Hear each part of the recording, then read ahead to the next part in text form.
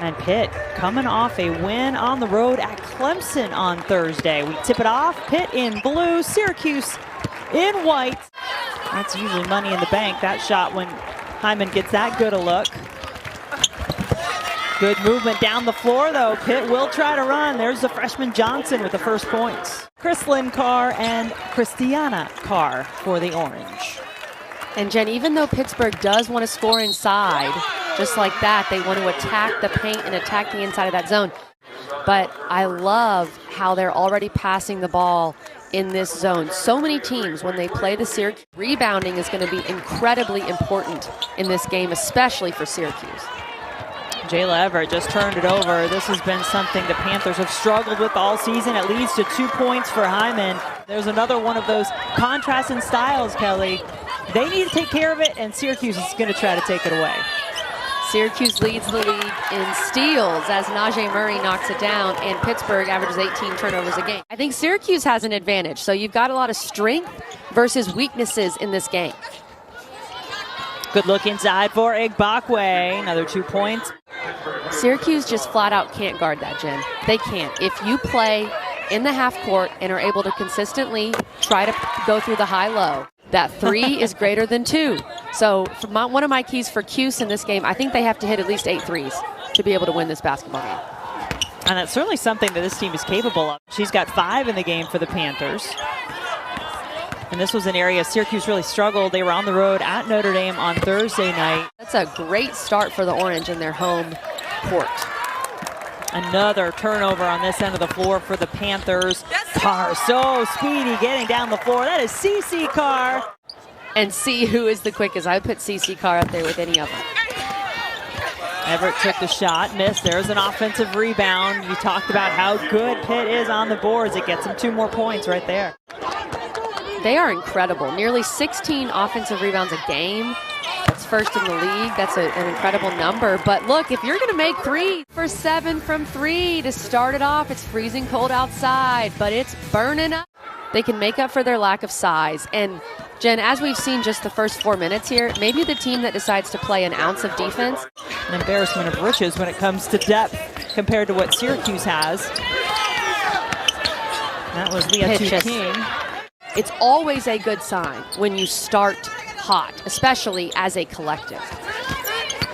Yeah, it's like the gauntlet has been laid down by both teams. Syracuse didn't have a single player in the paint because they're trying to get back, because they realize it's going to be very difficult for us to grab offensive rebounds against this Pitt front line, so we might as well get back and start playing defense and pick up in transition.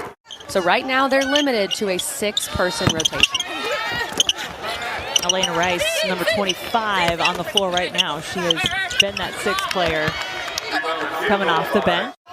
Does Von Reed get to the point where he feels like he has to play that 7th player because of the foul trouble?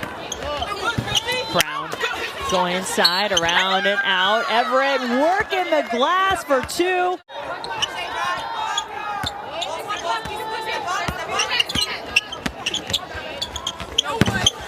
Everett pulls up. Maybe that got her going.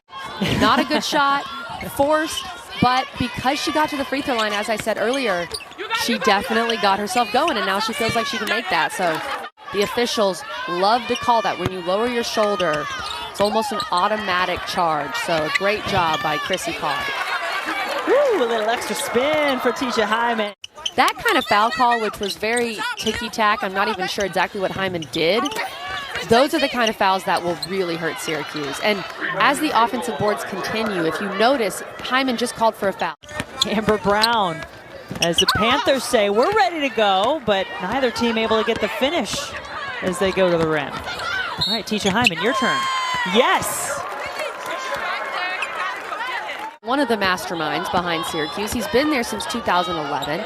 He's written 6 basketball playbooks in a series called the Basketball Encyclopedia. Not necessarily getting the ball inside to a post player because they don't really have any right now, but getting their feet in the paint, touching the paint as a ball handler, and then kicking out to shooters, so still making that defense work.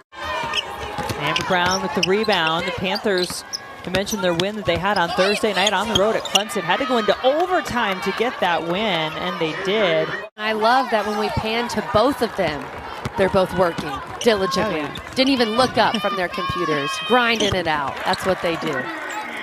Ties us up at 31. Kleska tried to dish it off to Brown. Carr the other way. Syracuse so good at taking the ball away from their opponents and now getting the three-pointer. And how about the difference? 21 points from beyond the arc for Syracuse and 0 for Pittsburgh. Offensive rebound pays off once again for the Panthers. If you have a 3-on-2 where there's no doubt you can run, then of course you do that as Pitt gets a big steal here. Yeah, you've got a 2-on-1 there. You're going to go try to score, and Pittsburgh did a great job.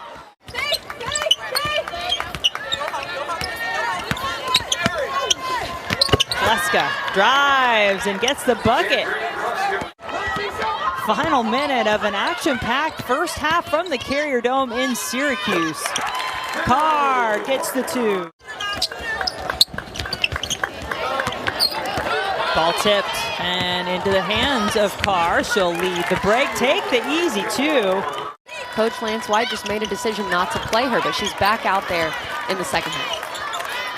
8 on the shot clock now for Syracuse. Their same starting 5 starting the second half, and Styles now in double digits with 10. Good to see Daishanette Harris back out there. One of those key pieces for the Panther team when they're playing well. Led them with 16 points in the win at Clemson. The Orange get the rebound, trying to take advantage of it. Carr from distance is good. It's kind of crazy because they went to Notre Dame on Thursday, played a very tough game with Notre Dame, and they've only had 2 days to rest and get ready. That has been one of the challenges for this team. Can they sustain it? Daishanette Harris, we see you setting up Strother. How about that for an assist? A couple more rebounds being pulled down by Syracuse here to start off this third quarter. Murray with 2. Harris just a bit short on the jumper. Carr to Styles. Another 2 for the Orange. A great start to this third quarter. Name some people that have influenced you in your career, and every one of these players has a coach, has a parent. We know Chrissy Carr right there. Her dad played in the NBA and also played college sport. Number 17 right there for Pitt, and Syracuse has taken advantage. Can they get a couple more off the turnover? Yes, they can. Syracuse right now shooting 42% from the floor, 41% from 3. They've been lights out, as you've seen if you've been watching this game. So that record of Pitt holding every opponent this season is in jeopardy. The offense has not been the issue in this game for Pittsburgh. It's been Syracuse and how well they're shooting the ball. Syracuse is one of those teams in the ACC, and maybe the only one truly where all 5 players on the floor, what a shot, by the way. I had to just stop.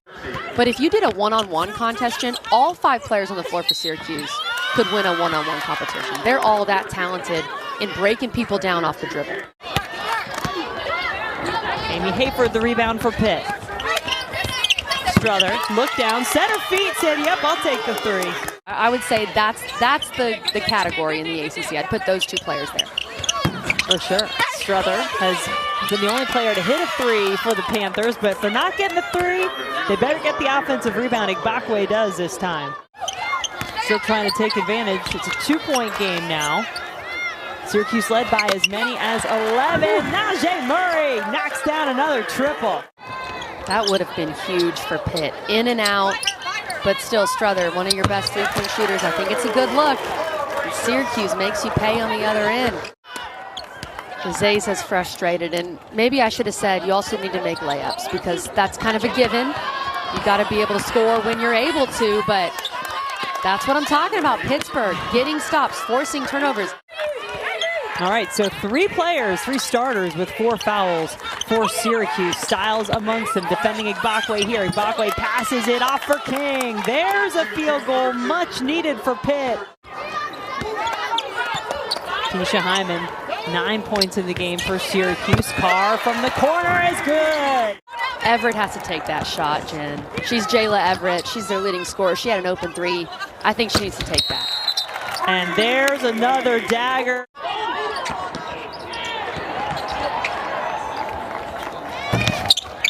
Back in Syracuse. Syracuse stole it right back. Tisha Hyman getting some points off the steal, and Everett coming the other way. Will she listen to her coach's advice and go to the hole? Yes, she will.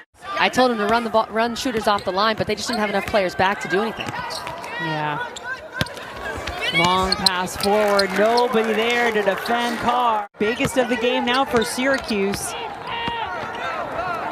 Everett takes it herself, and it's good. But the hot shooting started early, Kelly. Really set the tone for Syracuse in this one. I was so impressed with Syracuse, how they shot the ball today. Ended the game shooting 40% from three. That these players are doing in late January and be this productive and efficient. So I'm just blown away by the sensational 6 for Syracuse, and especially those starters.